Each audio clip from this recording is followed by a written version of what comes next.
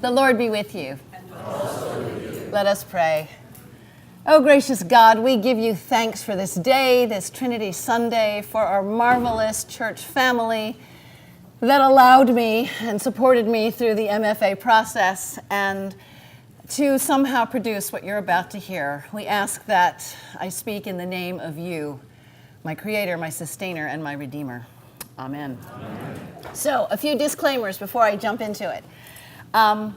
So this is the culmination. Let's start with this. What you're going to hear is the title essay of the manuscript that I needed to produce for completion of this Master of Fine Arts in Creative Nonfiction. So that is memoir and personal essay. So it is, people saying, are you reading from the book? And yes, sort of. It is a collection of essays that perhaps one day will be a book. Some of the essays are more ready for publication than others, but they had to be ready for the end of the program. So they appeared in whatever form they were in. A couple other things.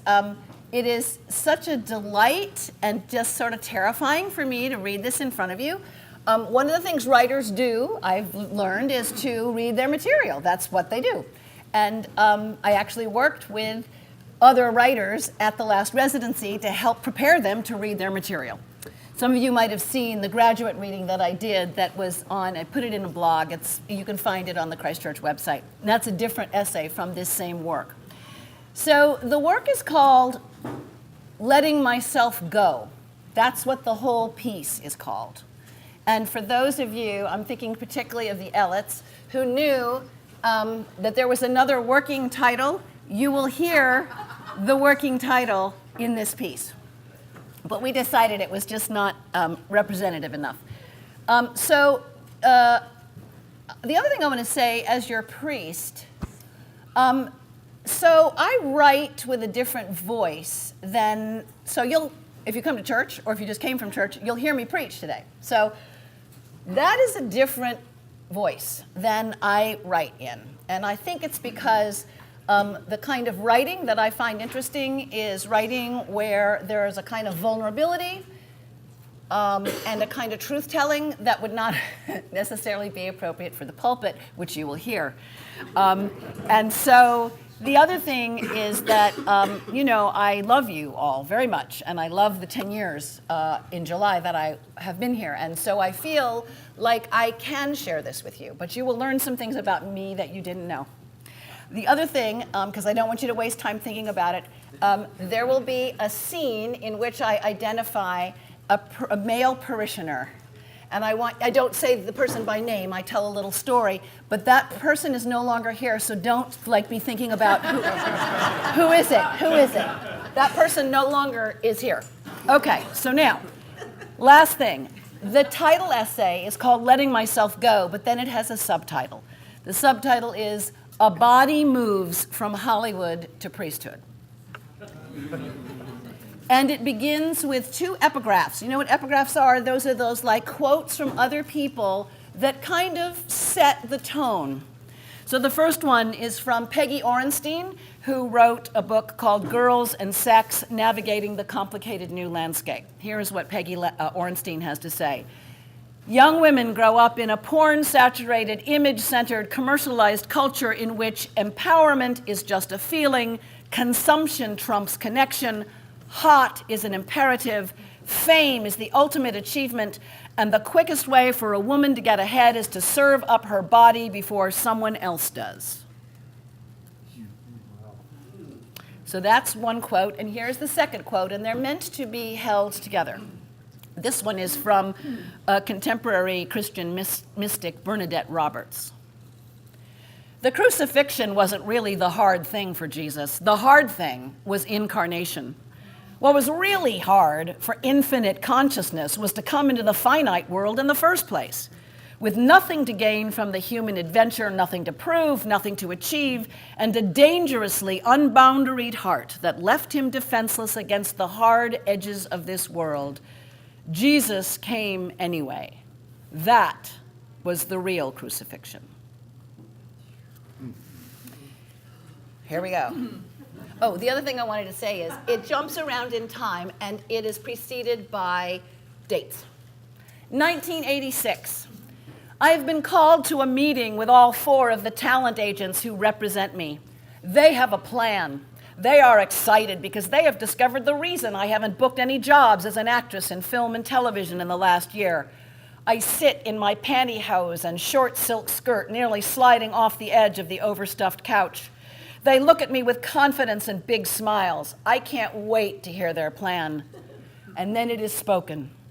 All you have to do is lose 10 pounds.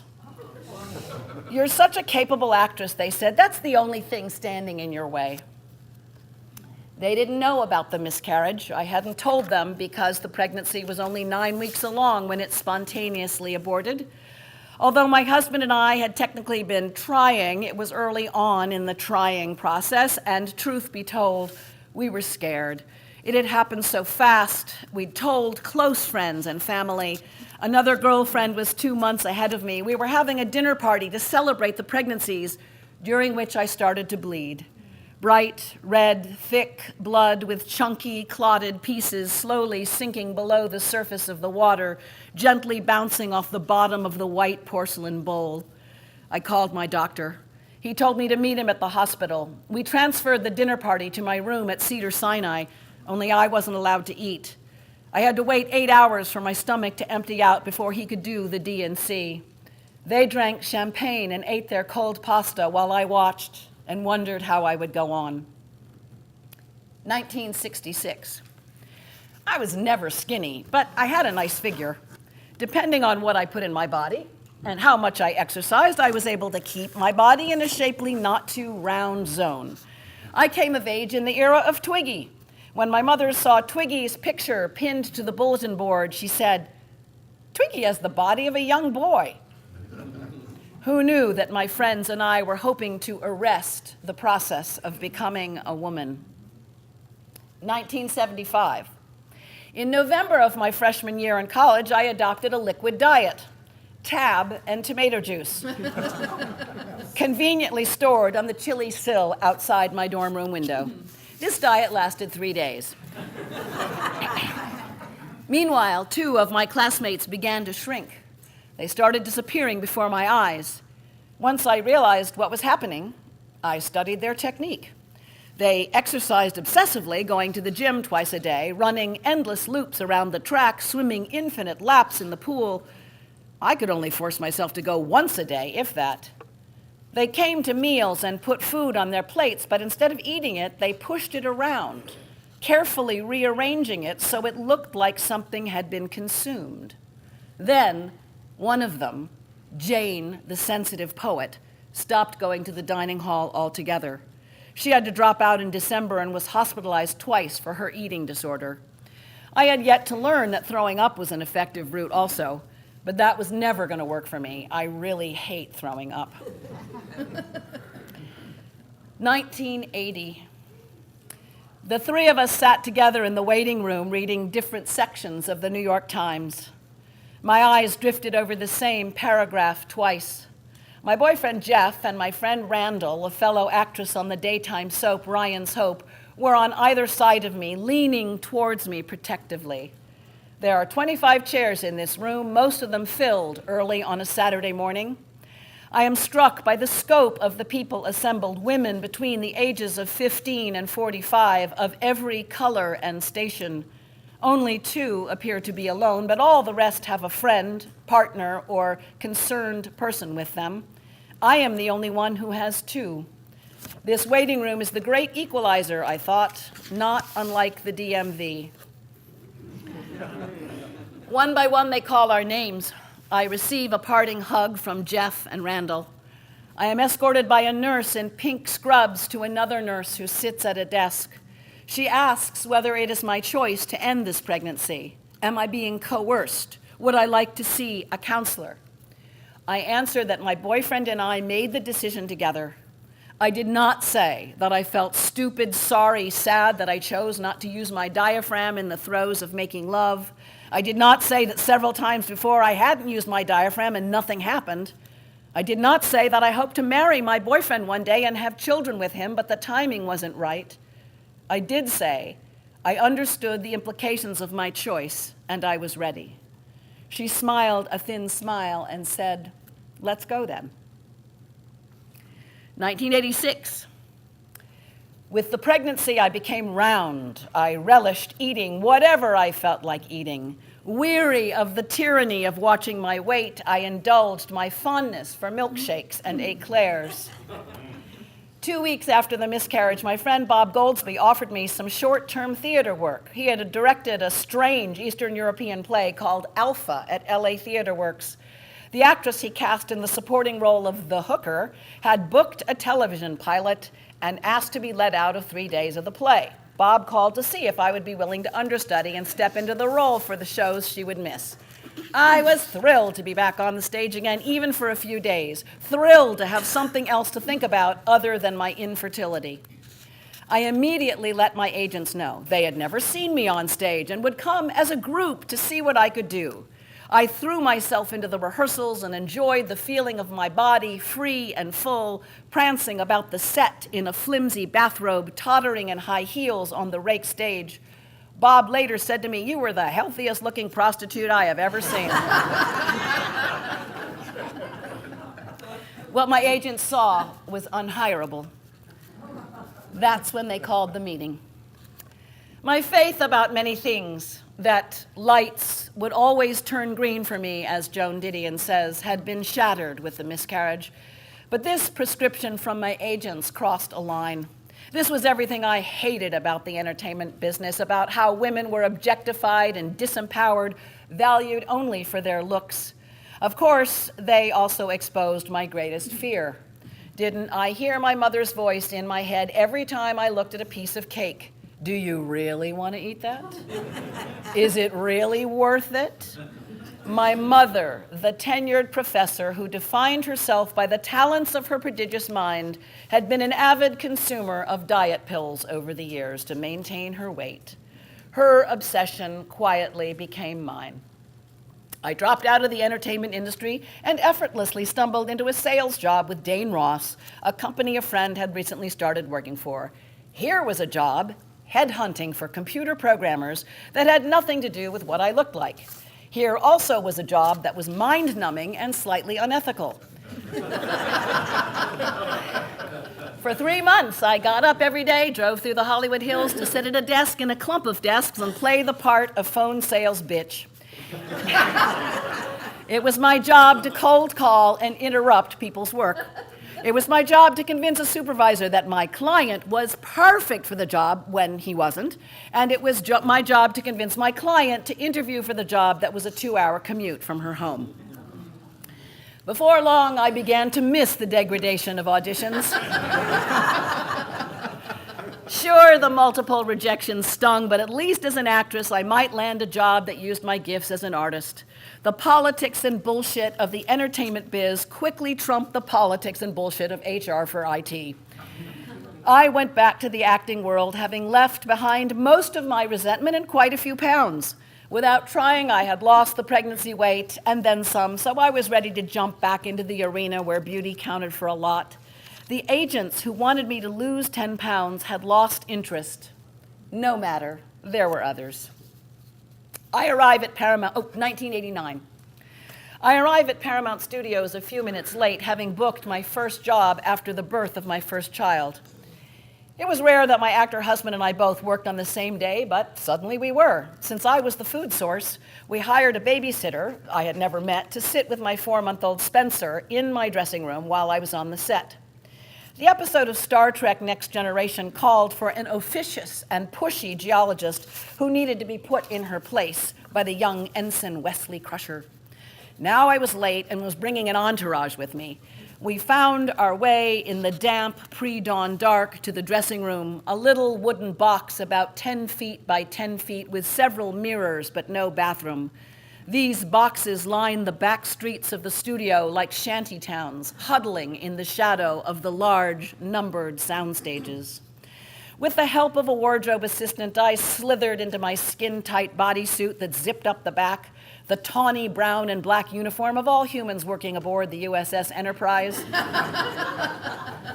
A last look in the mirror before I ran out the door revealed how large my milk-filled breasts were.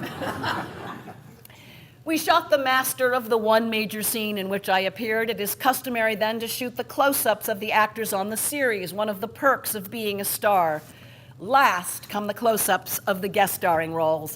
When filming, there are often breaks in between setups that allow one to go back to the dressing room, but if the day's shooting is moving quickly, they don't like people to leave the soundstage because it takes too long to collect everybody. It had been 7 hours since I fed Spencer. My close-up was the final one. The camera had been turned around, the lights were reset, we had rehearsed. Rolling, calls the first AD. Speed, says the sound guy, and action, barked the director. I had a total of 15 lines, but I could feel how confident and slightly obnoxious I was, just exactly the tone they were looking for as I leaned in to intimidate the young Wesley Crusher character. Out of the corner of my eye, I noticed the wardrobe mistress madly waving her hands in the air. Suddenly, the director yells, "Cut!" I looked at them. They motioned to my chest. 2 gigantic, dark wet spots were spreading simultaneously. The shot was ruined. The wardrobe person threw a bathrobe over me and led me off the set. They couldn't complete the scene without me, so the first AD gave everyone a 10-minute break. The wardrobe assistants would have to take the wet unitard off, wash it, and dry it as quickly as possible. They also rigged a special bra lined with plastic to forestall future leaks. In the meantime, I nursed. Finally, I got back into costume and back onto the set. 10 minutes had stretched into 45, an eternity in the world of television production. As I stepped onto my marks, I met the eyes of the handsome German director. "I am so sorry," I said. His eyes darted almost imperceptibly to my breasts and then back to my eyes. With a shrug of his shoulders, he offered an absolution. "Well, you can't help Mother Nature."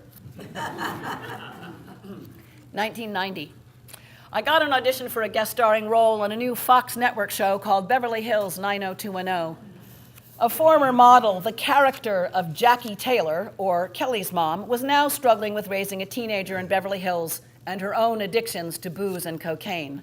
My heart leapt as I read the audition scenes. There was some meaty acting required. They had written a complex character and there were multiple scenes in the episode, a rare combination at this point in my career. When I arrived at the audition, there was a waiting room filled with attractive women, all with eyes studiously on their scripts. A secretary sat checking us in at a reception desk in the middle of the room. Folding chairs had been set up along both walls for people to sit.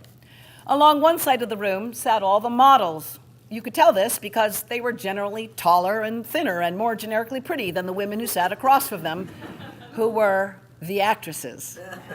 The actresses, women who did lots of theater, who could handle language and emotional material, were attractive too, but some of them were more exotic or a little curvier. I recognized many of them from other auditions, whereas I recognized very few of the models. My new agent had told me they were having a tough time casting this role. This was the second set of auditions.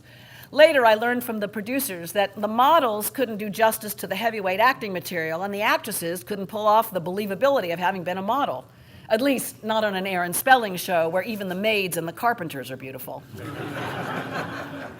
I arrived late after having dropped my 2-year-old son at the sitter's house, still wiping the mushy pear from my hands. There were no seats available. The woman at the reception desk went and got another chair and set it next to her desk in the center of the room. I got the job. In that first episode called The Perfect Mom, I was asked to sport a suede bikini, sashay my curves around the corner of the pool with a pitcher of margaritas to be shared in the middle of the afternoon with one of my girlfriends. This was meant to impress my daughter's friends from Beverly Hills High. I got to come in from a night on the town dressed in a skin-tight, strapless leather dress with mascara smeared and one dangly earring missing. Jackie's boyfriend had dumped her, and now her goody-goody daughter was dumping out her liquor bottles. Jackie lashes out at her daughter, branding her Little Miss AA. I reveled in my ability to be convincing in what has become a cult classic scene. Having just snorted several lines of cocaine, finely chopped Alka-Seltzer is the stand-in in TV land. You don't want to get that up your nose, I can tell you that. In the high school bathroom, Jackie humiliates her daughter in front of all of Beverly Hills High as she fumbles her way through the mother-daughter fashion show. Jackie was anything but the perfect mom, and it was an actor's dream. At the end of the episode, Jackie went off to rehab at Timber Hills and vowed to clean up her act. The character of Jackie Taylor appeared sporadically over the full 10 years that Beverly Hills 90210 was on the air. My character served to create conflict for Kelly, so beautifully inhabited by actress Jenny Garth. By the time I returned in the second season, the show had become a huge hit with teens. On the set, I heard stories of the young stars of the show being mobbed at shopping malls. I was put in more bathing suits one would never actually swim in for scenes at the beach club where Jackie would meet Mel Silver, a handsome dentist who would offer to repair her broken crown. Several episodes into the second season, I learned that I was pregnant in real life with my daughter, Wesley. I went to tell the producers, prepared for the end of my time as Jackie. Instead, they jumped at the opportunity to write into the storyline the out-of-wedlock pregnancy that would provide a new crisis for Kelly to navigate. Jackie got pregnant with Mel's baby and decided to keep it. The writers wrote more truthful, dimensional scenes that were a joy to play with Jenny. Mel and Jackie got married, and Kelly walked Jackie down the aisle. I worked until 2 weeks before Wesley was born and was back at work within 3 weeks. After her birth, the whole family came with me to the set. I needed my husband to hold the newborn, who needed me for the food since she refused to take a bottle.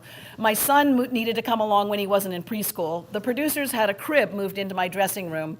All the young female stars of the show took turns holding Wesley in the makeup trailer. "I want one of these," they cooed and fawned. Grateful over the years for the occasional call saying, "We've written you into another episode," I didn't care much that as Jenny and the other stars got older, the writers felt the kids could generate conflict for themselves. Jackie appeared less and less, but was always around for 1 or 2 episodes in every season. I was busy raising my children, appreciative of my tangential connection with the show. But as I progressed into my upper 30s and early 40s, I was forced to admit I was not getting enough work to satisfy me, and the work I did get felt demeaning. The parts were smaller and less significant. One day my agent called, excited to tell me about an audition for a lead in a film. That hadn't happened since I was in my 20s. "What's the catch?" I said. "Okay," he said, "it's soft porn, but they've written some really good scenes."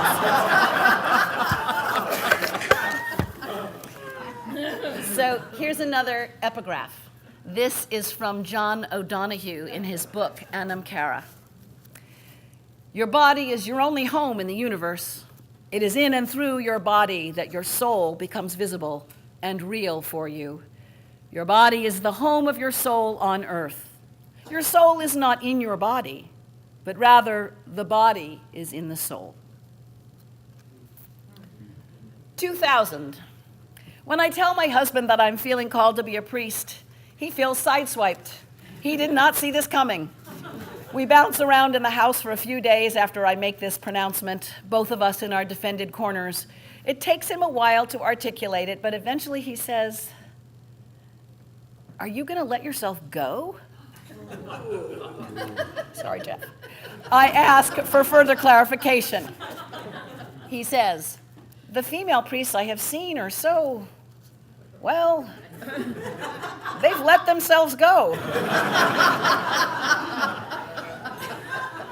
When I tell my mother that I want to be a priest, she says, "Oh, honey, all the women priests I know are either gay or divorced." 2007. I lie face down on the floor of St. John's Cathedral in downtown Los Angeles. There are 7 of us being ordained today, and we are all face down with our arms spread wide, a position of submission to God and to the bishop. I realize that my body has never before taken this exact position, except maybe for a moment in yoga clothes, but not for an extended time, not in a white robe and a white plastic collar that I have donned for the first time this morning, not while a lyrical soprano voice sings, asking forgiveness for the sins of the world. Lying there, I think of others who might have lain prostrate like this when they were being arrested, perhaps, when they were being dominated by some larger force, held captive. I am willingly being held captive choosing to be dominated by a larger, benevolent force. The choice makes all the difference. The ceramic tiles feel cool against the warmth of my cheek. The hot tears drip off my nose to the floor. I pray my mascara is not too smudged. 2009. A year and a half after I've become a priest, I get an email from a casting agent in Hollywood. They're doing a new version of the old show with the stripped-down title, 90210. The character my pregnancy had created, Aaron Silver, was now one of a new bunch of high school students at Beverly Hills High, where Jackie's older daughter, Kelly, was now the guidance counselor. The character of Jackie Taylor was written into the first few episodes. Would I consider coming back to reprise the role and help establish the new show? I told them I'd become a priest and was serving a congregation in Virginia. I wasn't sure I had the time. They were willing to work around my schedule, unheard of when I was acting full-time. In the new show, Jackie Taylor was actively drinking again and being a horrible mom to her daughters. This time, I had misgivings about modeling unhealthy behavior, especially from my parishioners. But we decided to turn it into an educational opportunity for the congregation. We did forums around alcoholism and 12-step programs. I got permission from the rector to be gone for a few days. The staff and the congregation at my church was all a-twitter with excitement. Although I got to work again with Jenny Garth, I didn't know any of the other actors or crew except Jenny's longtime makeup artist. This was now nearly 10 years since the original show had gone off the air. A few people had heard that I was now a priest. It made them uneasy, as if I might judge them. Jenny's makeup person asked if it was okay to swear in front of me. The costumers had dressed me in a pair of white pants for an outdoor scene. After we rehearsed, the wardrobe person on set came up to me to say quietly that they could see the outline of the white thong underwear I was wearing underneath the white pants. If I would just zip back to my trailer, I could change them out for a beige pair they had provided. "Reverend, please, your thong is showing," became the joke of the afternoon. The writers decided to kill off the character of Jackie. Jackie was diagnosed with breast cancer, got sober, reconciled with both her daughters, and then died. By the time I was playing these scenes, I had been with parishioners who had wasted away with cancer. I had sat holding their hands as they breathed their last raspy breaths. There was not a lot to imagine when they fitted me from my bald pate with wisps of attached chemo hair.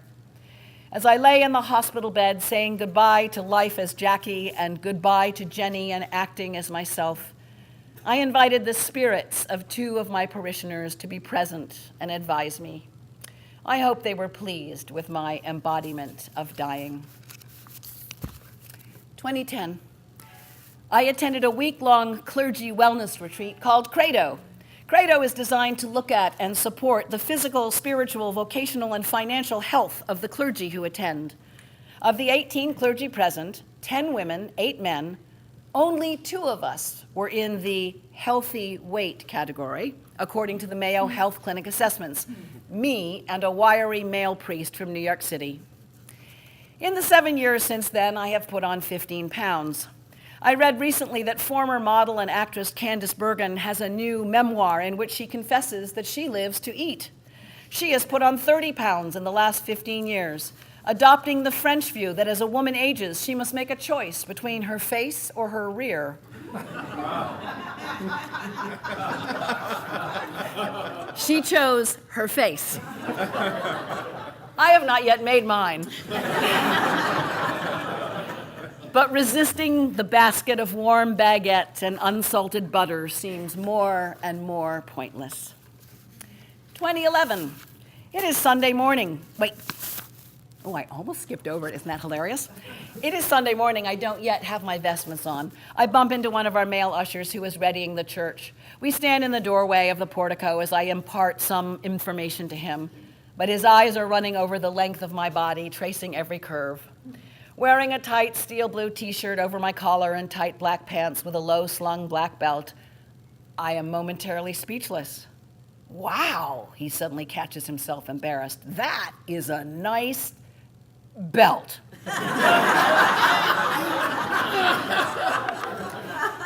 And then he asks, Can I say that to my priest? I look away, unable to meet his eye or answer his question. I repeat the information he needed. 2015. It is my second session of premarital counseling with this couple, the session where we talk about what they hope their life looks like in 5 years and also how they manage conflict. Her makeup is impeccable. Her long blonde hair falls in wavy tresses over her shoulders and back. She is a hairstylist, I learned in the first session.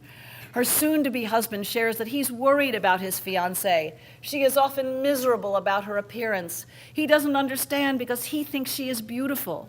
This creates a conflict for them. Her body is round and plump and looks luscious. I invite him to tell her directly, in front of me, how beautiful she is. He does. She starts to cry. She says she thinks about it constantly, that someday she cannot leave the house because she cannot find anything to wear that looks good.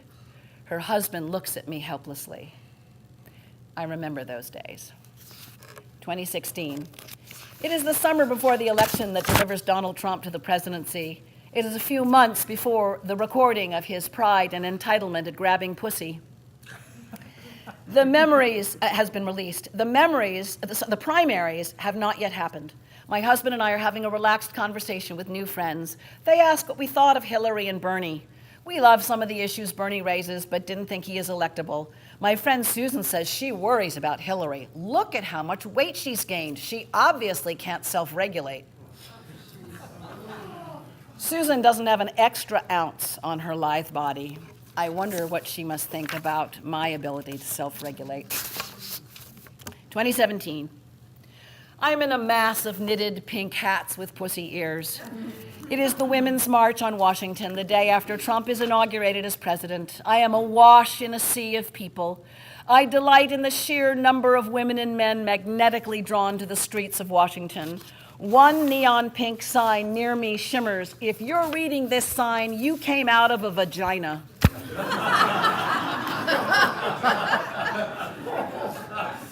Periodically, a chant surges through the crowd. Women's voices shout, "My body, my choice." Men's voices respond, "Her body, her choice." I am surprised by how soothing that is to hear.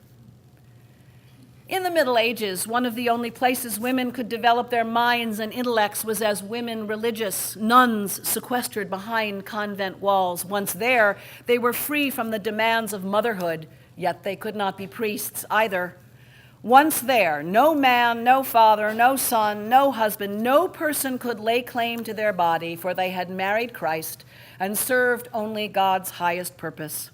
Once inside, they could spend hours learning, they could cultivate themselves as writers and artists, they could live out the life to which they sensed God was calling them. 12th century anchoress Julian of Norwich felt Christ and her longing for Christ in the same place, her body. It was both her prison and the tool of her liberation in God. I am not free of either the demands of priesthood or motherhood, nor am I free of the claims, loving or not, that others put on my body. Nevertheless, I'm grateful for the calling that allows more parts of myself to be utilized and creative. I'm grateful for the body that I have ended up in, grateful for its strength and flexibility, for the feet that have carried me to where I am. Grateful for its ability to bring life into the world and to teach me about myself. Grateful for the presence of God I experience through it. Have I let myself go? A little.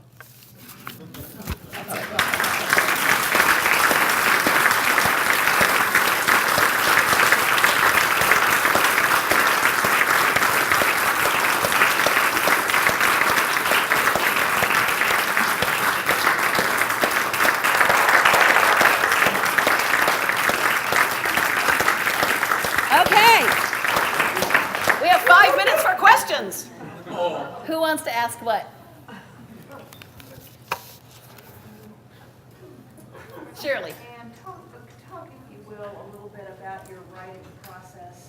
That read, there was some sort of starting at one place and then going back. Yes. But in general, it was a chronology, but I'm not sure you wrote it that way. So it's a little bit like my preaching process, writing process.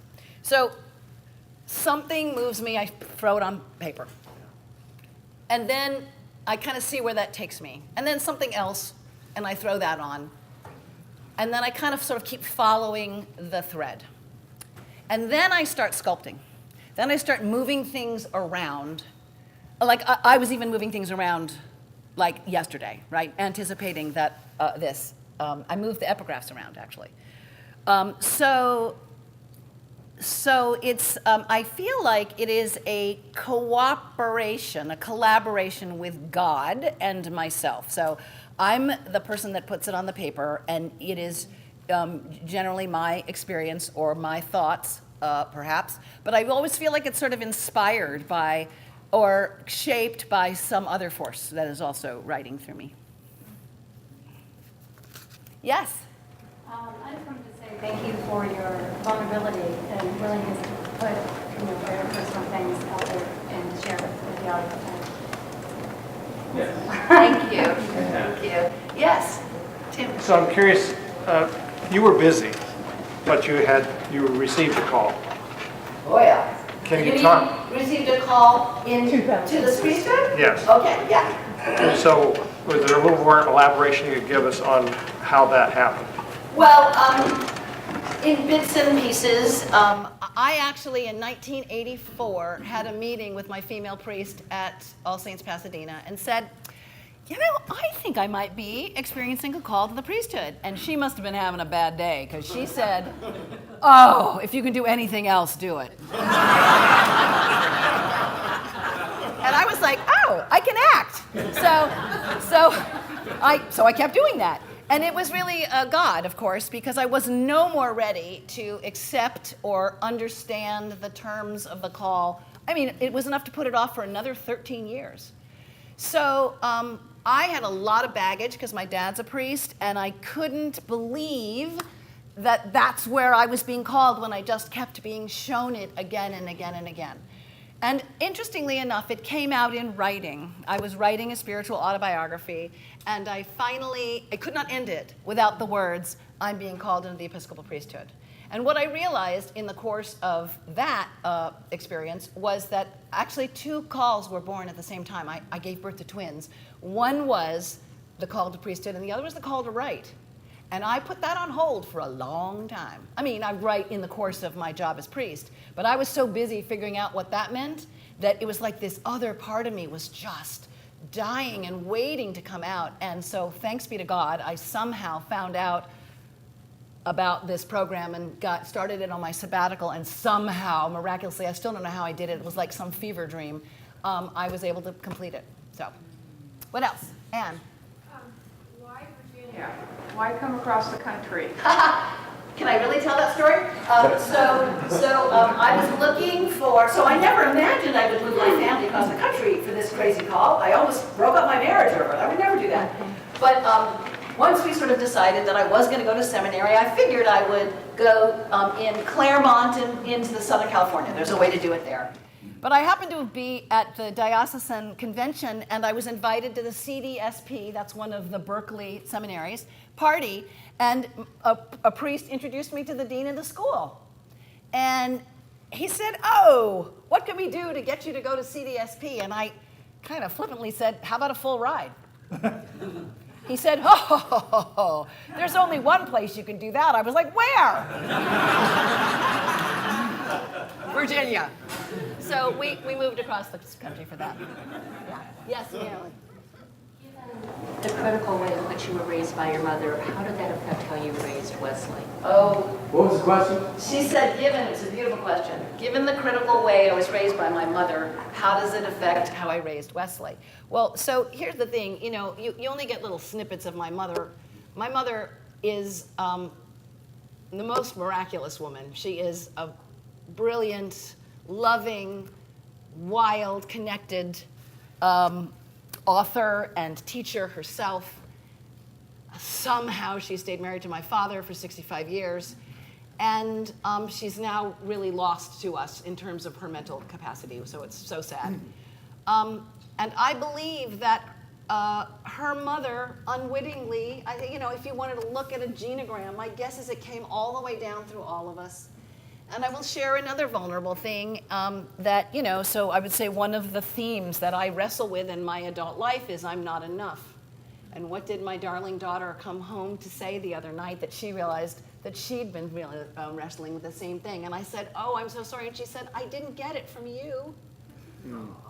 So I don't know. A lot of it is cultural, folks. Women in this culture, girls in this culture are absolutely stroked and made to feel very good for being accommodating and feeling, I have to put myself down so that other people can be big. So I like to think that, Wesley is going to be a solid human, and I think she will be. She's going to be 25 in a month, and but she's wrestling with all this same stuff. Think about the Peggy Orenstein quote at the beginning. That's what she's dealing with. She's trying to figure out how to have a relationship in this culture where texting is how you break up with somebody. It's crazy. Last question, and then we must go to church. Yes, Jim. Sorry, Jim. One of the most important things that I have learned from you also is that at Christmas time or sometimes you gave a sermon and you said, go out and get your heart broken. And I thought a lot about that. But it is through failures that we learn the most about ourselves and other people, I think. Yes, I agree. And you have given us that. Thank you, Joan. I'll just repeat for those that couldn't hear. Joan said that one of the things that she's learned from me is how failures and mistakes are what teach us who we want to be. And I often talk about mine holy mistakes that have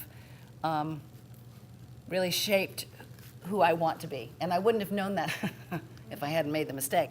So my process, as Jeff will tell you, is one of jumping in with 2 feet and then cleaning up the mess around us.